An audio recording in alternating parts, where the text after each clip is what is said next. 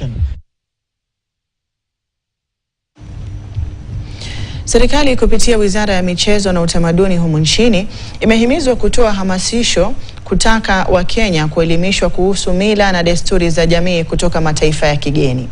Wakizungumza katika hafla ya tamaduni za jamii ya Kihindi hapa Nairobi, viongozi wa baraza la jamii hiyo wamesema mwigo wa tamaduni za kigeni huenda ukaleta mshikamano wa jamii za kimataifa na hata kuimarisha biashara ya utalii.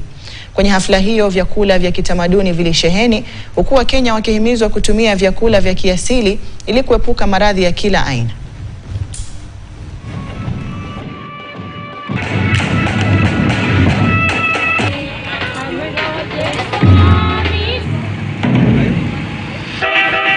People just come together, and if you see on the sites everywhere, this is not a festival, it is an emotion for Biharis. It is something which just comes out, and there is no discrimination.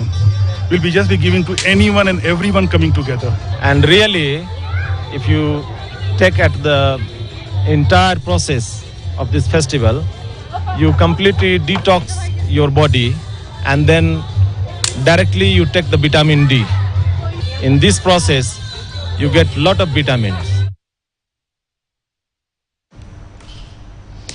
Ni bayana kwamba kaunti 5 pekee